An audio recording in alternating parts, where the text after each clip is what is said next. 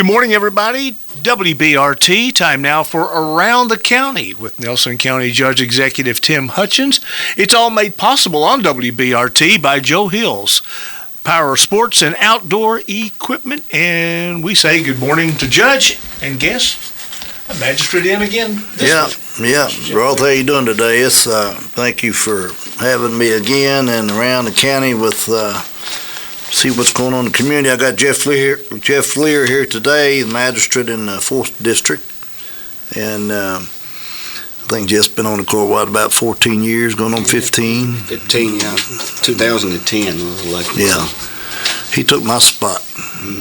When I took off, I took a vacation for 12 years when I resigned, and then Jeff had ran and won, so he took over my spot.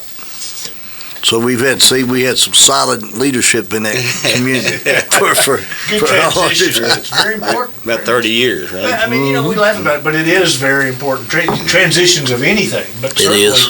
When you're talking about governmental. Because I was in there as a magistrate 17 years, because we got that 1 year when Patton and them changed the odd year deal, and I got 17 years, and I told him and Metcalf, when they get done with this term, they'll have 16. But I still got one of them.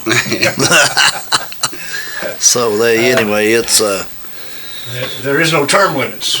I want to thank him for coming today, and anybody wants to call 348-2222, 348-2222, and they can text and or call, and it's basically open for any subject you want to talk about. Nothing really in particular. I know we've had a hell of a lot of rain again, and Saturday we had 3 rains Saturday afternoon down on our end, which is Jeff's district. That was pretty heavy. And then in St. Gregory's, we're adding on to the school there now, and actually water got into the old part of the school. So we had some heavy rain Saturday, and I think it's up to maybe 2 inches there within about a 3-hour span. And then Sunday evening, it was awful. From about 7 to about 9:30, and we had about anywhere from 4 to 8. One guy said he made 10 inches, but I think we got about 6 inches right there, and then it's high as I've ever seen it in my lifetime. And so we had a lot of calls, like Jeff said earlier. He's had a ton of calls, and but one thing I will say, and just to clear up if people's listening, is I understand it. First of all, because I've done a lot of development and building, and I feel sorry for anybody that's got when they get flooded out, like in Boston. I met with another gentleman today, and he's not even back in his house yet. And until you see it and witness it, and you're there, I haven't been in that spot, but probably nothing. It's terrible. But these flash floods that we have, the county and the city and the governmental municipalities, we can't go out and build. You can't replace every pipe and rebuild every road. It would cost millions and millions and millions when you have these what they call 100-year rains or 500-year rains, or these some cases like in Eastern Kentucky 1,000-year rain. When you have those, I mean, you can do it, but it would your tax would be so high you wouldn't be able to afford it. So, but we're on top of it. I mean, it's really been a mess for the county, more so probably than the city, but we got shoulders and rocks you can go back and fix, and ditches and silt it in, and I've never seen so many potholes this year in my life. And I'm going to say that on here too, because I had the calls just so everybody know.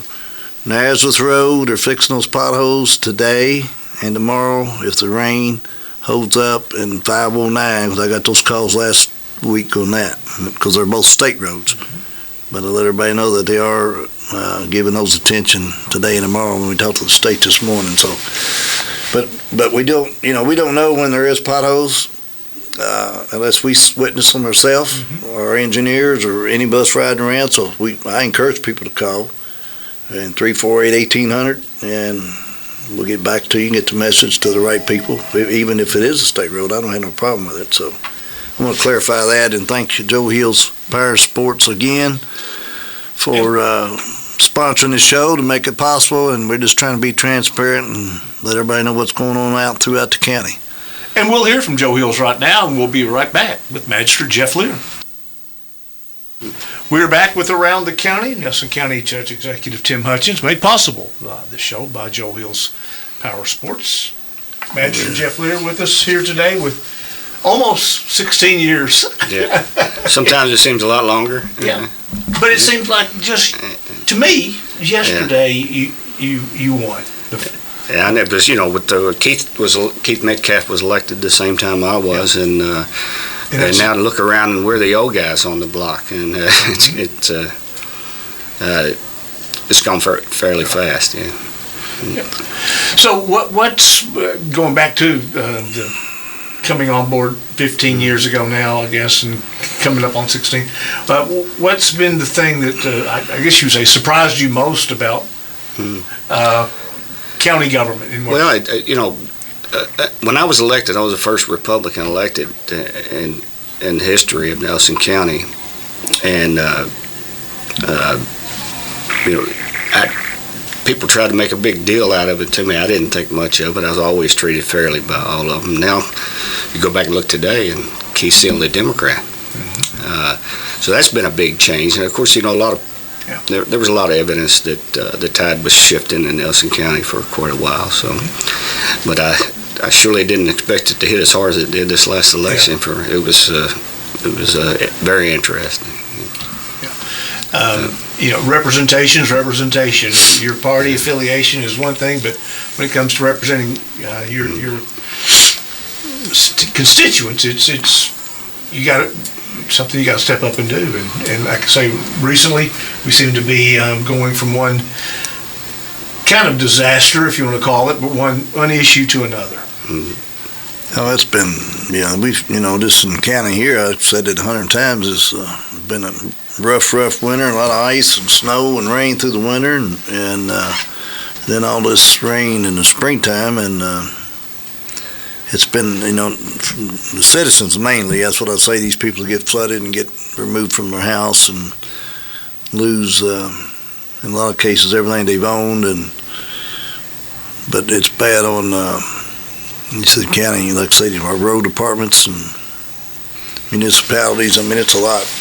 Just a lot. I mean, I can just drive around, look at everything. It's crazy. We had to rescue. The rescue team had to rescue someone Sunday. Was that Sunday evening when that rain I was telling you about earlier? That on Mary's Run went through the water and didn't make it to the other end. So we had to do a rescue there, and then of course we had another rescue with some lady that had some dementia issues, got away, and we had our teams out. I think that was yesterday morning or Monday night. I think you might have it on there.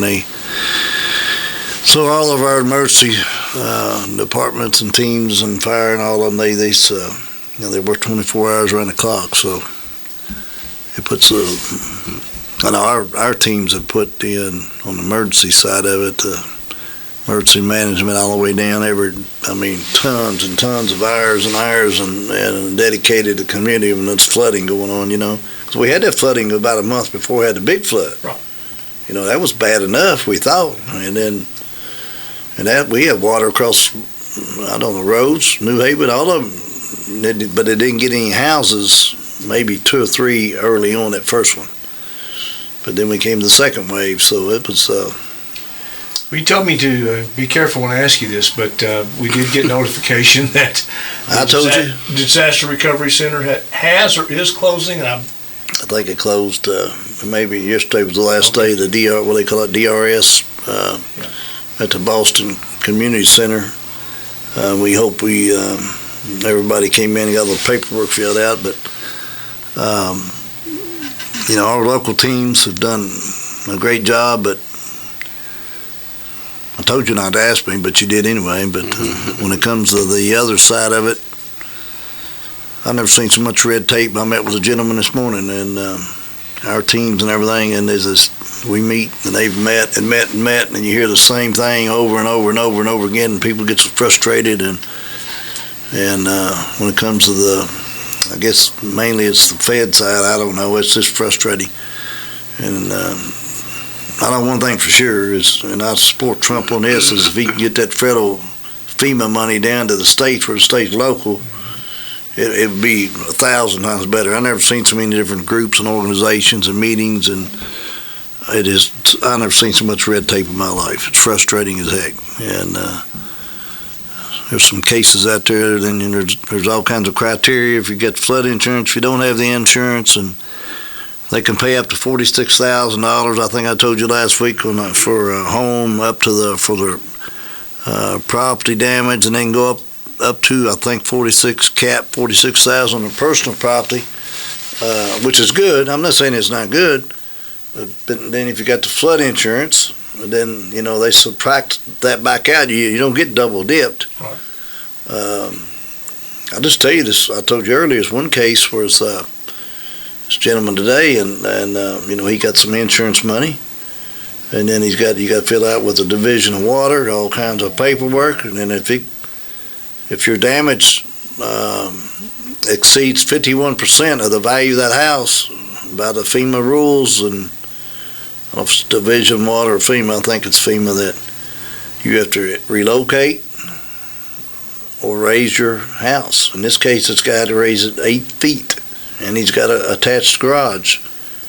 There ain't no way in hell you could do it. You can't afford to do it unless you got a bunch of money in the bank. If you did, you wouldn't be there in the first place. So, yeah, I'm not happy with it. I'll just tell you straight up, and they know it. So, hopefully we can try and work through this stuff, because it makes it tough on, Brad Metcalf and Brad Spalding's our floodplain coordinator, and then Brad Metcalf's EMA, then Catherine is our finance. She's been helping them. And of course, John Hendricks, that's kind of it's a bunch of them, but that's the main ones. And then Catherine's dealing with all this paperwork every day, and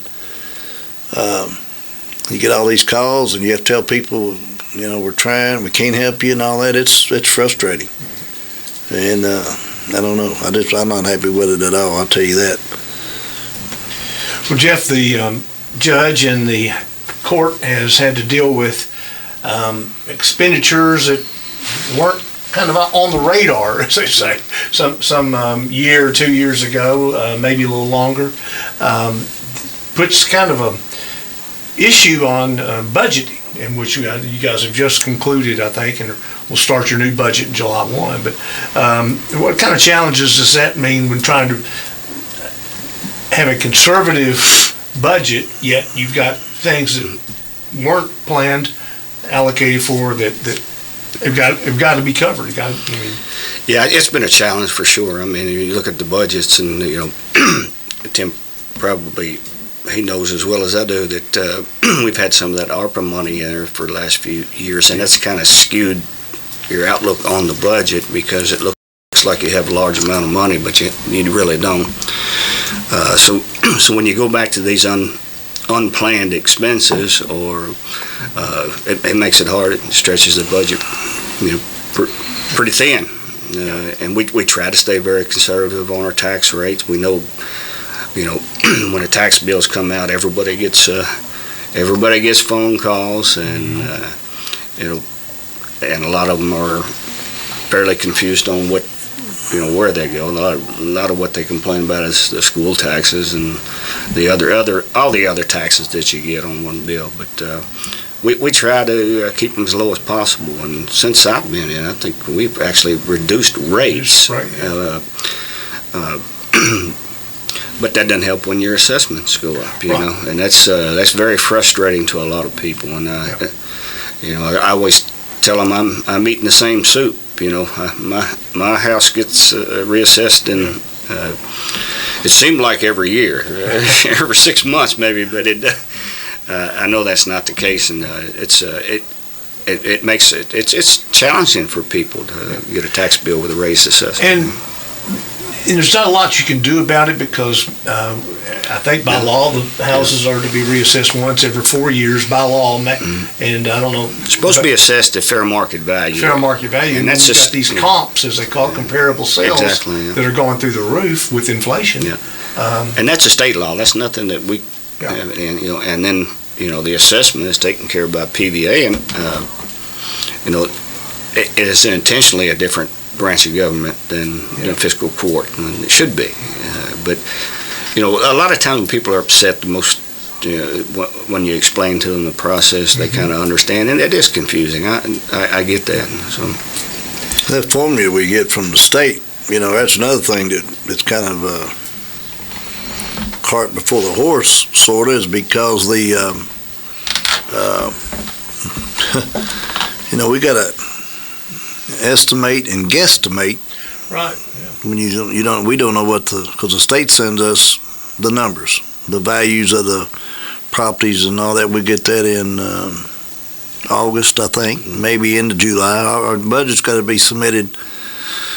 I think I have to get it to the magistrates around the first, in May sometime, and then you have first reading, second reading, which we're going to have, I think I got it on there tonight, second reading. Then, because you got to send it to the state.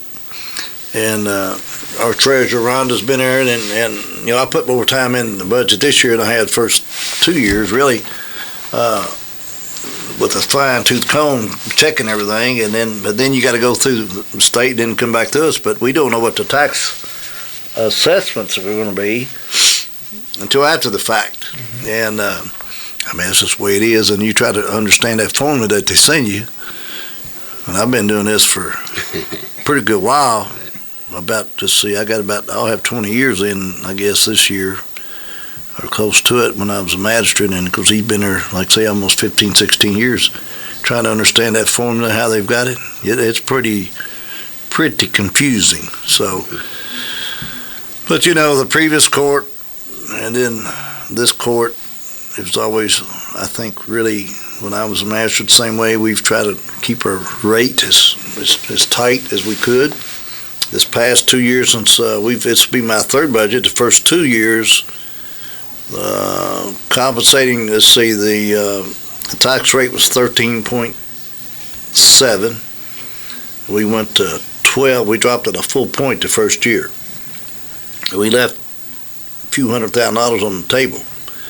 We went 12.7, and then last year we went from 12.7 to 12. In both years, we didn't even take what the state had recommended, and it's several $100,000 we actually left on the table. But we said we're going to lead by example, and that's a culture we're going to do, and then we've done it. This year, you can take, you can get 4%. It's very confusing to people. Your taxes are not going up a full 4%, but you can get a 4% increase on the dollar value and all, and it's. So we haven't even got those yet. So you got to kind of guesstimate where you're at, and like I said before, when it comes, I'll say it again because everybody probably didn't hear it before. I'll tell you again, and it's because I've got this memorized.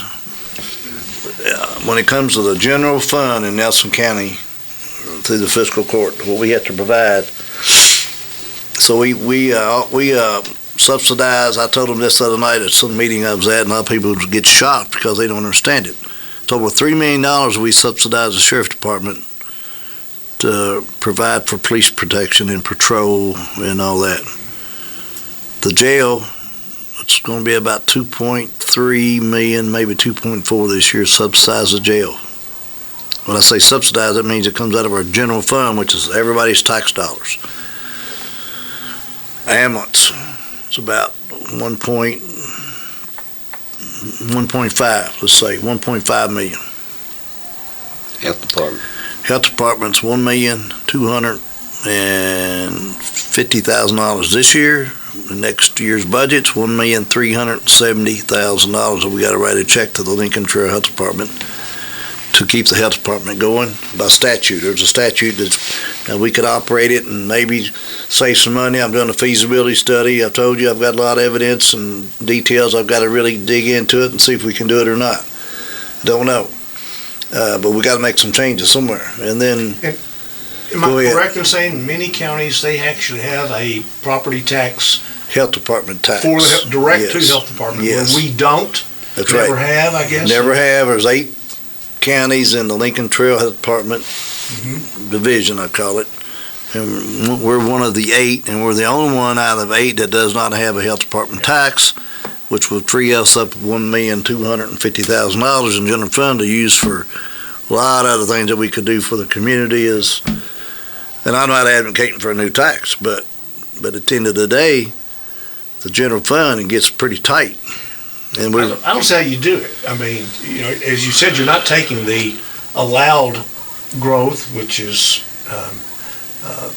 and everything else is going up. And yeah. So Well, and then, see, I'm missing out on something. I didn't hit all of them. There's another one in there somewhere, but there's another, with all that being said, and we've got a lot of repairs and things we've got to fix, and we got to maintain. We haven't bought any new, what I call vehicles since I've been there, as far as what I call pickup truck stuff. We haven't bought any. We try to keep the sheriff's department, we're trying to buy either 2 to 4 vehicles a year to keep that rolling, and everybody knows what the cost is.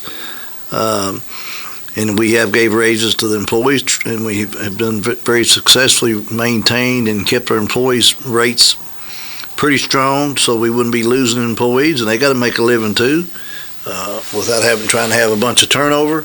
But we have bought a lot of equipment at the road department and the landfill to get them up where they can be more efficient and work better and get more jobs done and higher production, and that's worked out pretty good. And but luckily we have had the ARPA funds. It's helped us a lot. We blacktopped, I think the first year I was there, about $1.5 million worth of county roads. Second year about 1.4. This year's going to be close to $1 million. In the first 2 years it's record breaking, but we used ARPA funds and local money, and I was fortunate enough to get some extra state money. The first year I got $860,000, what I call free state money, to help us. And then this year I think it's back to $340,000 or so. So 2 bridges we're putting in that we've got through the state on county roads, which we can't afford to put them. Without the state's help, we couldn't do that, thanks to the, Bobby Joe Lewis, the commissioner. But we got a pretty good relationship with a lot of the state officials and the leadership, and we're just trying to work through all these deals. But it's going to take a lot this coming next few years. Was there, I've heard it called a rainy day fund, and you hate to call it that in scenarios we've had here recently, but is there a rainy day fund, or set aside contingency fund for? Well, we have, in the budget, we have reserve funds and all of those. I wouldn't call it a rainy day fund because, if you try to run the government like a business, which most people think that you can, it's very difficult to make a budget where you come out to exactly zero. All right, that's a lot harder than making money or losing money, to be honest with you. But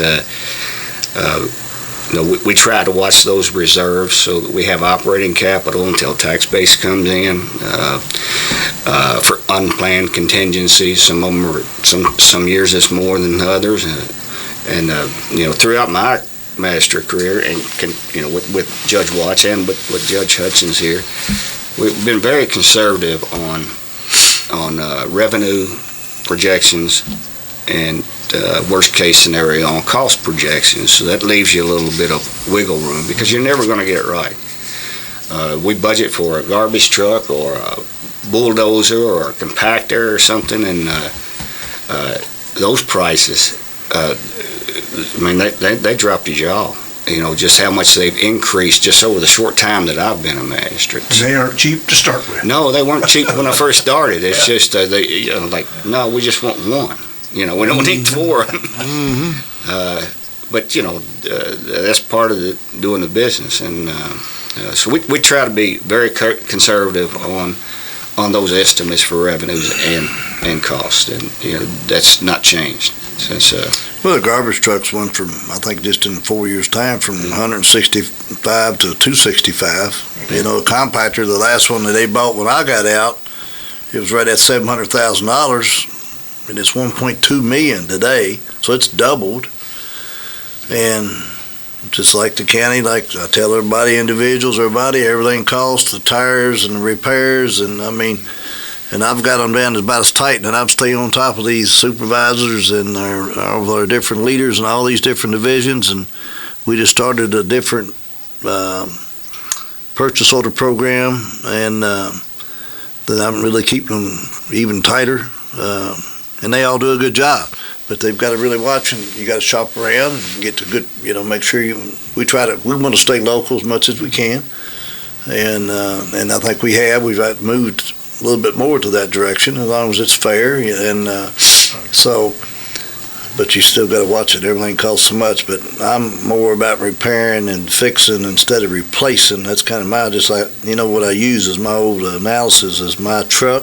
Mm-hmm. It's a 2010 model, and I bought it. It was 4 years old used. Now it's got, so it's about 16 years old, and it's got about 215 or 20,000 miles on it.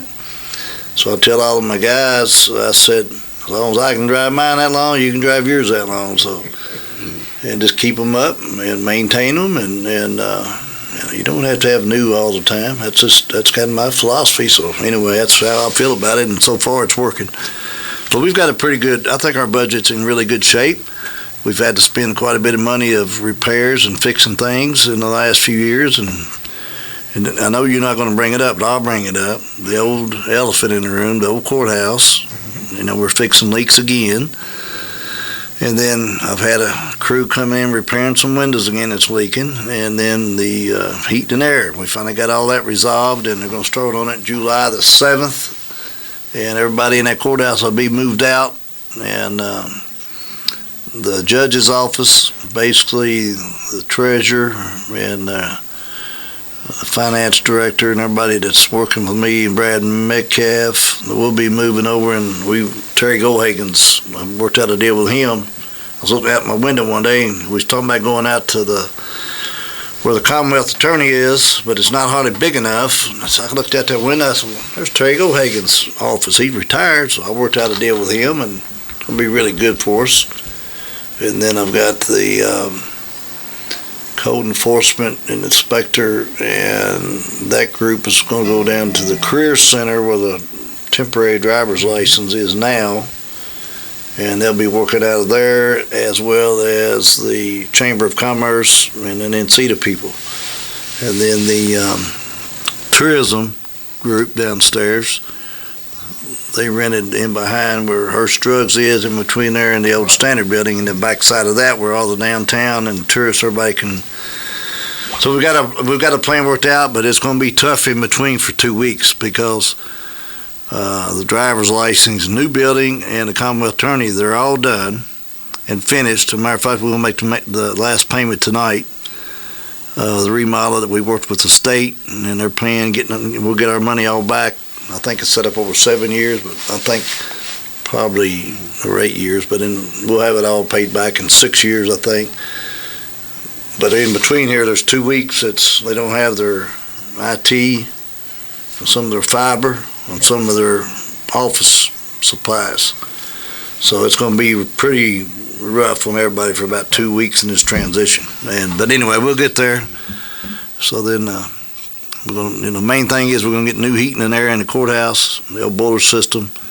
There's a lot of problems with the ductwork. There's a lot of issues with a lot of things, so we're tearing it all out, replacing it, and the tourism group is going to remodel the downstairs while we're doing all this at the same time, and it's going to be hopefully all that to be resolved, and then we're going to be fixing the roof again, doing some more work on the roof. We can't do that until we get this big air conditioning unit sitting on top.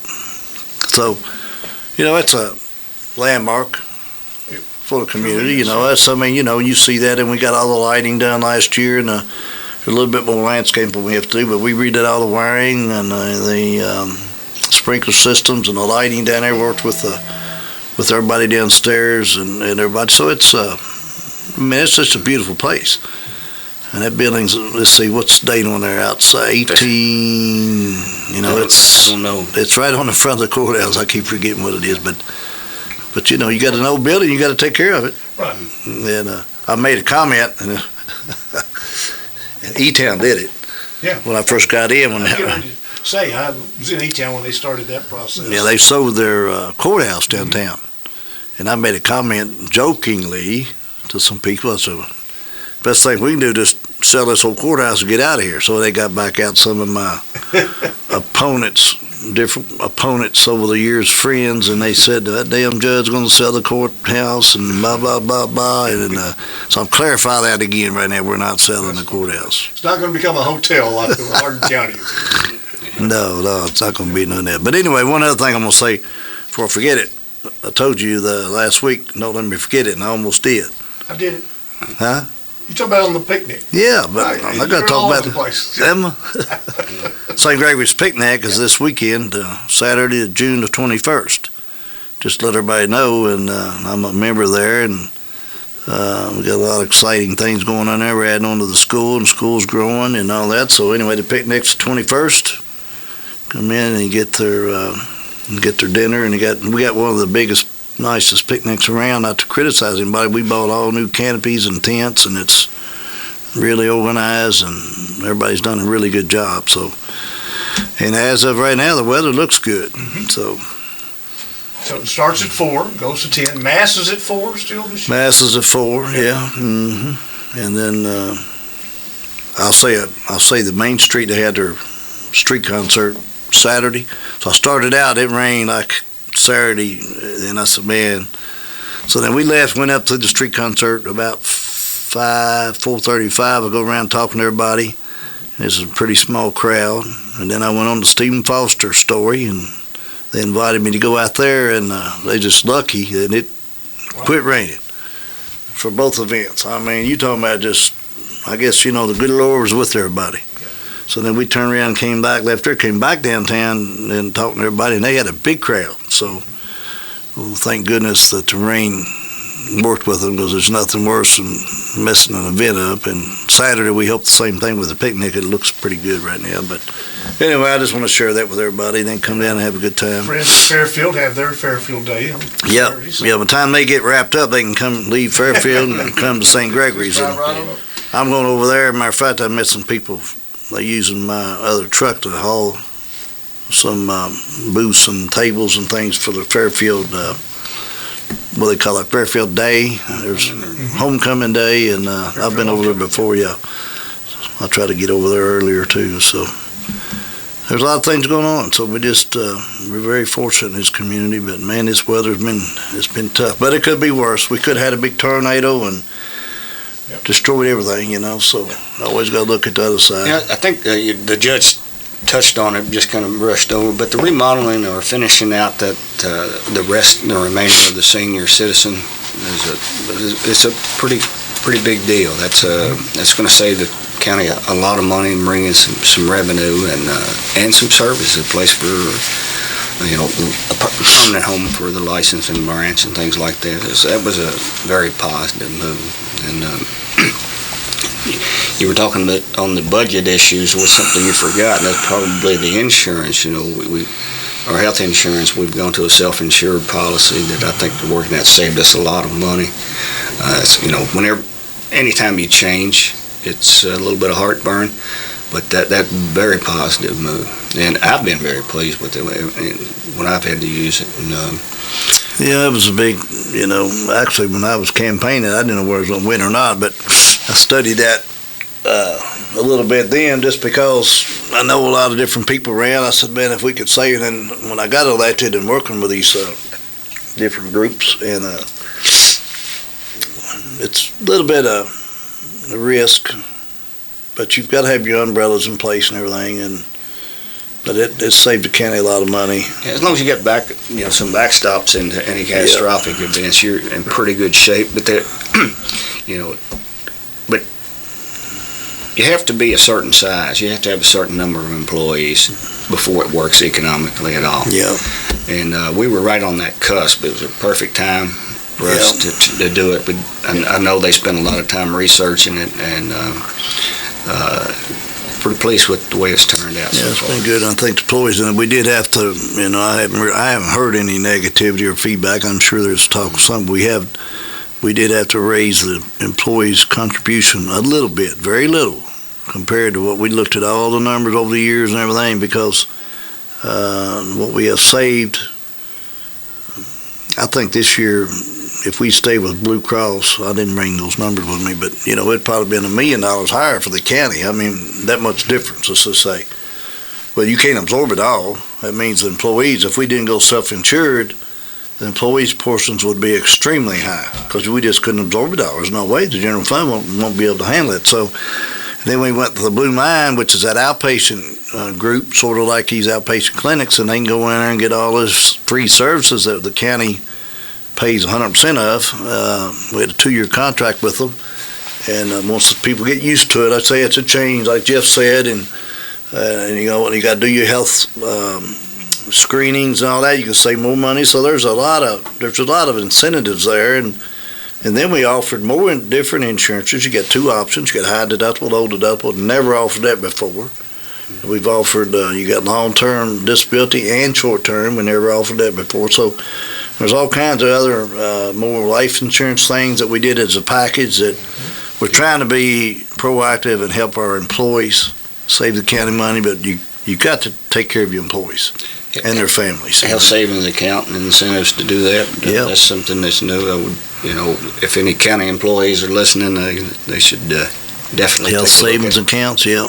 That's something that's yours and can take with you when you need it. So we've done it, yeah. It's been a lot of work. I tell you what, I mean, it's my team up there with Rhonda and Carol, and that's the main two, and Catherine, and of course Brad and myself. But we've really put a lot of time and energy into studying all this, because it's, I don't know how many meetings we've had. My goodness, I mean, it's a bunch. Well, I've been counting. It was a bunch 200 ago.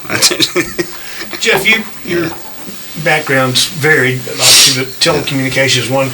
The county, a few years ago, didn't they Yeah, we did some technology technology updates and tried to figure out where everything was. Oh, yeah. We did a lot with our phone systems. You know, we have a fairly antiquated system that, again, it's just something that's painful to do. You know, it's not easy.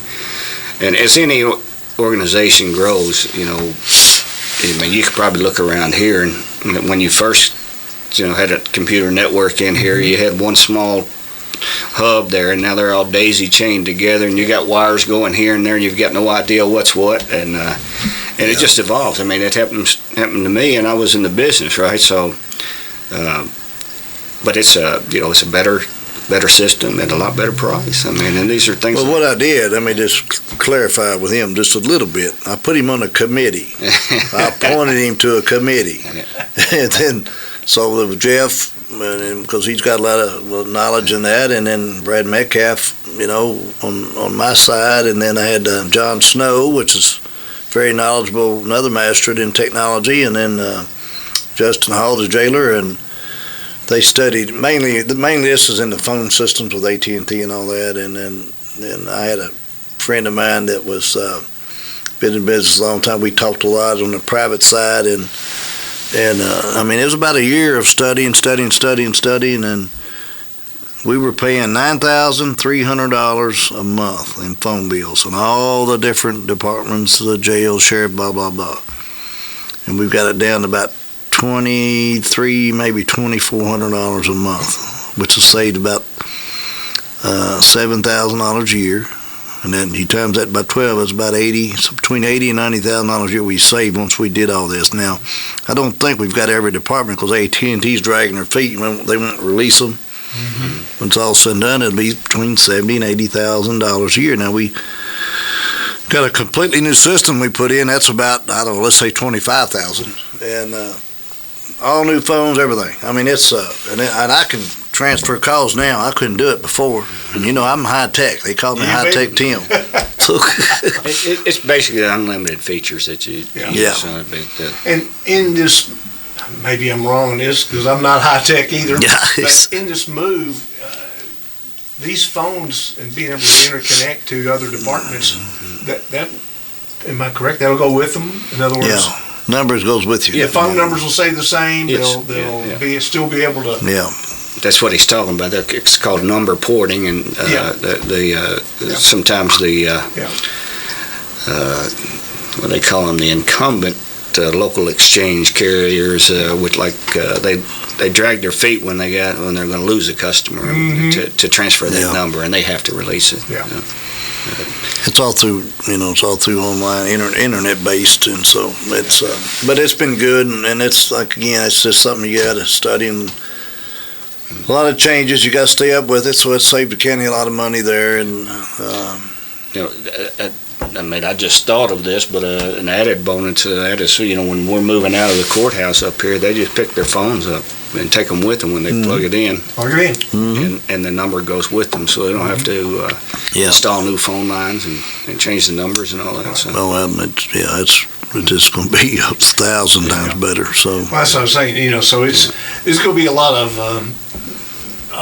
heartache, headache, a few other aches when you do a move, because you'll think, I forgot this, but that's one thing that the technology update, besides saving money, is going to. Well, that's very important to this. That's coming up. That's a very important piece of it, is saving money, because we allocated, when I put this formula together while I was doing all this stuff, and I had to present it to the fiscal court, and it was very complicated. Brad Spalding and I, and John Green will help me on this some, I think I told you when I went through and redid the subdivision regulations and the roads and the standards and the widths and the pavements and all this stuff, that we did I got a manual about, like I say, if anybody can see me, about this thick. It's got, I think we studied about 8 or 10 counties around and trying to figure out the best way we can build roads and private roads and provide a better service for the community at a better rate. And so included in that, I made sure we got the water, because we still had some ARPA money on some county roads that didn't have it, and some private roads, which we've never done before, because how I sold it, really, I said it's free money to us, it's not local money. Right. Like Hurricane Hills, for example. All them people down there needed water, and it's a private development. I worked out a deal. They're all putting up so much money privately in the county. We got a really good bid on that. They're doing it today as we speak. And there's about 4 or 5 other private roads we worked on. There's several county roads people didn't realize. I didn't realize how many more county roads that people didn't have city water, is what I call city water. So I put that plan together, and so we had the water, and then we had the internet. We had some ARPA money for the internet, and mainly this is for, there's several county roads, but a lot of it's down in Howardstown. We work with Charter and all that, and they got the bids, and they got a bunch of grant money. And I think they should be starting construction pretty quick down in there on upgrading those lines. And I think I've told you before, when we get all this package together, because some people wanted more internet, some people wanted more water, and then we end up putting streetlights up, 170 new streetlights all over the county at the intersections. And we used that money that we saved in the telephones to help pay for the streetlight. You got the annual fees. It was just a good package. I tell you, it was a good total package for the community and the county and the city, everybody countywide. And then as they get all these projects done, they're not 100% completed, but it's just going to be a lot of better service for the community. Again, we're keeping the rates as low as possible. And I was really excited, because we worked on that a long time before I get that. Yeah, it was that was a pretty daunting task, because I think we realized very early on that this is one-time money, and we better spend it wisely. The projects that we could not afford to do in a single phase, that started before he was elected. We kind of got a framework, and when he came in, he fine-tuned it, but the fact that everybody involved realized that we had to do something substantial with this money and not waste it, and I think we accomplished that goal. When they did, I said this several times, when the previous court in the city of North Nelson, and of course Senator Higgin helped, and Candy with getting some extra money, and helped us with the allergies about to get me again, but that big project that's going on 245 right now, that's for the big water line. I forget what, it may be a 24 inch maybe. And they're going to supply, I think they're going to take 3 million gallons a day into the city. I think they can get up to 4 to 5 million gallons a day if they need it. And how many times have you heard it over the years that when you have these droughts, Simpson Lake's going to go dry, Simpson Lake's going to go dry. And I've heard it and heard it and heard it. So in North Nelson, which was in my district, which is in his district, we worked a deal out. Hell, I go back 25 years ago. We got that first water line out of Louisville Water. It's down on the other end. There's another company down there, they call it Turnpike Water, that went bankrupt. North Nelson worked a deal out with Louisville Water, and they took a bunch of customers, and we got a line in, served part of it, and then we got a second line in about 15 years ago, put another tank up there by Bernheim. Then this is the third one. So that's probably the best deal, I think, it's for the total community that we've ever done in a long time. And there was a lot of state money Yes. on that. About $20 million, I think, total. It was very impactful for not just a water supply issue, but it's quality water. Louisville Water has some of the best in the nation, and we have redundant paths now, where you don't, if something breaks on one end, you don't lose all your water supply. Like you have in electricity and internet. So there's enough capacity in there to serve this community till long after we're all gone. A long time, It's that doesn't show up as real fancy and flashy, but it's very good for the community. It was a good. Until you turn the water off, then you realize it. Yeah. And it was good working with. Work with the city of Bardstown with them and North Nelson and fiscal court and Louisville Water. Yeah, and Louisville Water. Yeah, and so it's a good collaboration and that was a really good deal. Yeah. And for industrial recruitment, many of them require quite a bit of water. Not all, but many. Earlier this week, maybe it was late last week, I saw a story come across, and Washington County, I believe, did approve ATVs off-road, and they're doing some side-by-sides, educational things. I know we probably talked about this just last week. I got it on the agenda for tonight. Okay. And I presented to the court, maybe a couple times, and let everybody chew it up and come out and see what they like, don't like, and I don't know if it's going to pass or not, but we're going to vote on it tonight. Okay. And well, I might ask you to lay off that a little bit, because there's some training coming up that the Kentucky Association of Counties putting out on July, I think it's July 9th. I've talked to the other magistrates. We all need to participate in that, and because we all have got questions, different.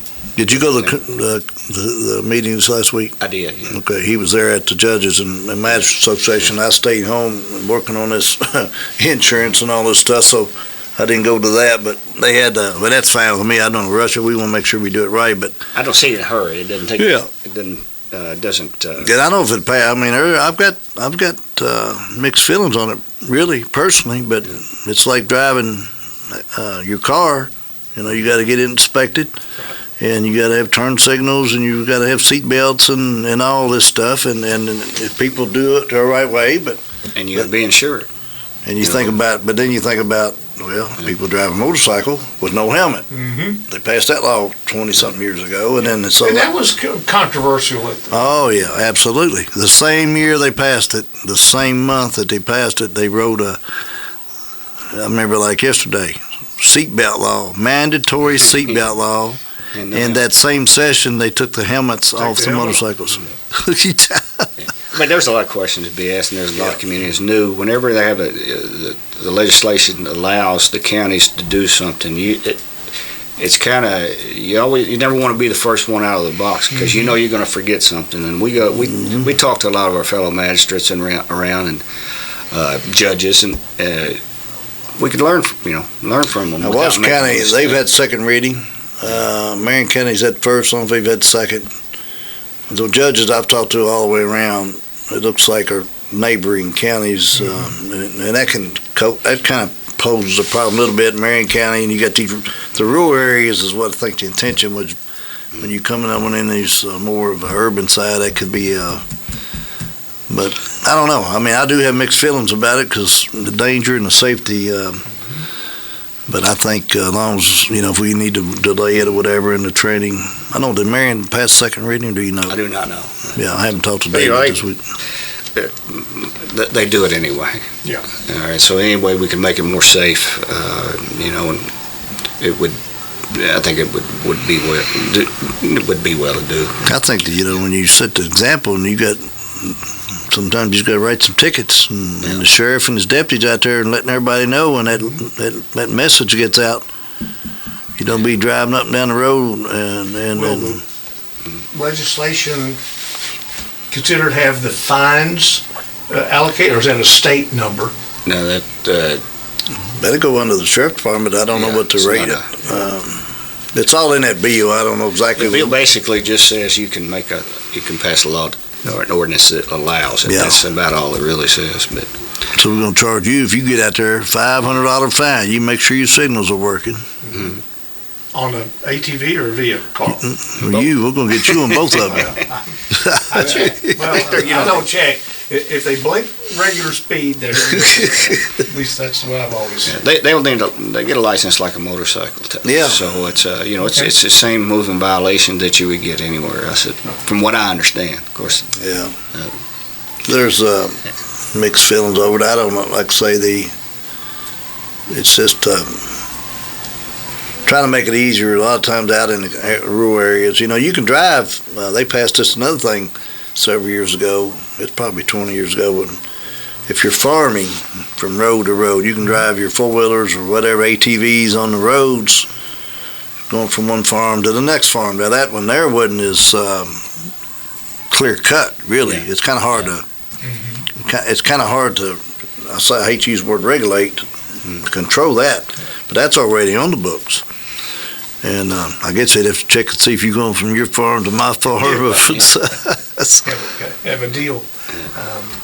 And that's coming up tonight, so. That'll be on there tonight for discussion, yeah. Yeah, I haven't really heard, from the public. I've had, probably a handful that, and all of them's been in supportive of it. And they said, yeah, it'd be good for us, we need it, so haven't heard too much discussion on it, but. Contact your magistrate, because it's. Call the magistrate, don't call me. Yeah. 348-1800. Press 2 for Magistrate Lear. No, I don't think it has that on it, does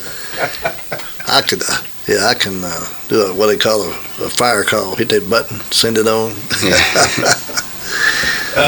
Again, I haven't seen the agenda for tonight. You haven't seen else it? Jump out at you? We sent it to you last week.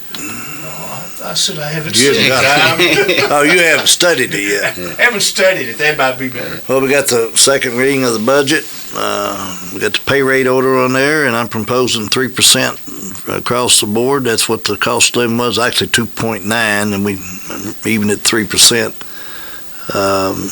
That's what the CPI was, and the state come out. So that's what I've got on the pay rate order.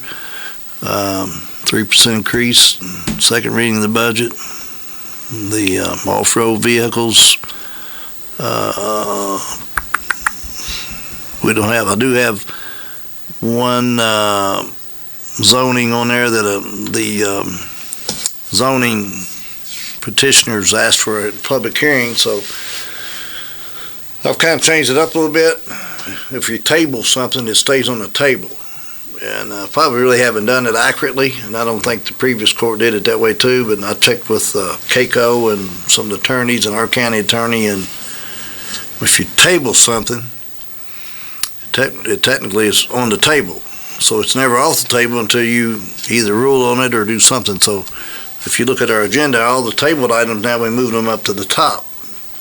So it's not like it that way. We kind of clarify it and clear it up, and any kind of things we're trying to make it easier so everybody can understand it. And the zoning, I'm going to make sure that I'm putting them on there if I want to have a public hearing, that the fiscal court would vote to have a public hearing. So I give them the authority and knowledge of what's going on.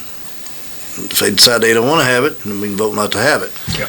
So you get into the zoning side of it, it gets, you got 21 days to ask for a hearing.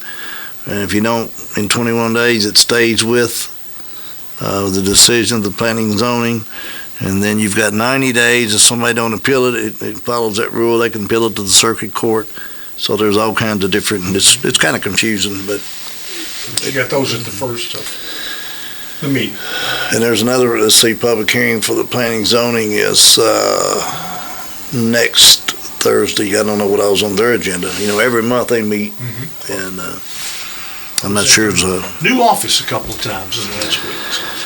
Well, we've got that rented temporarily, and it's worked out really good from where they was at. It was in that little Cracker Jack box out there, and it was awful. So I found this place for them, and our plans is out there by the senior center, there's one more section in there that's not been used yet. So we'd like to probably, I kind of got that in the future plans to get them out there and they'd be all close together. And we got a lot going on. I got a lot of stuff on my back burner that I'm working on, and we've been talking about industrial parks, and there's all kinds of things that we need to do. But you had some sealing or blacktopping or something done over in the area of the Senior Citizen Center, or is that? Yeah, we're the Was that the senior center with a common attorney and driver's license going in. We resealed that, and we cleaned that up and re-landscaping and cleaned that whole place up and double coated the sealer with inmates. Mm-hmm. And then we, of course, it's rained, I think, every day since. And then on the back side of it, I showed my engineer we're going to go down through, and there's a drainage problem where people pull around, and we're going to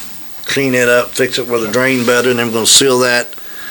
I've talked to the state. I'll just put it on here now. I talked to Senator Higdon. I sent an email out last night, and the state is asking there's 848 more square feet in the back of the unremodeled part I was talking about. Could be planning zoning that we're going to use for storage. And the state driver's license, when they came in to their inspections, they said, we want that too. They don't think it's big enough. So, like my daughter, I just had to take her to Lexington to get her driver's, what I call the real driver's test. And we're very fortunate to get her driver's permit and licensing and all that down here. Real IDs and all that, temporarily, and that's going to be out here. But what I call the driver's test side of it, we're trying to get it located here too, and that goes through the state police. And before I commit this 848 square feet, I got a little bargaining tool here. And then actually I'm trying to get the CDL's testing here done, and if we can get that done, we got some ground we can go out and actually they can do their testing. Do the driving? Drivers, both sides. So I've got the senator on board and Candy's on board, and then the state, I feel pretty confident they want to do the what I call driver's test with vehicles, but the CDL part it's going to be a little tougher, but that's what I'm working on, and I plan on getting it. Judge, we are out of time. Jeff Lear, Magistrate, thank you for joining us today, and we are got a fiscal court meeting tonight, 6 o'clock? 6 o'clock. Last time upstairs. It'll be the last. No, we got one more special meeting at the end of the month. Okay. Here. And after that, coming in July, we'll have all the fiscal court meetings will be moved to the library. I worked out a deal with them whether we'd be consistent over there. And St. Gregory's Picnics is Saturday, June the 21st. Everybody can come out and have a good dinner and a good time. Thanks to Joe Hill's Power Sports for the sponsor of this. And anybody's got any issues or anything they see, potholes, call 348-1800. Let us know what's going on so we can try to help out the community anytime. And I want to thank Jeff for being on here today. We'll be back next Tuesday at 11 right here on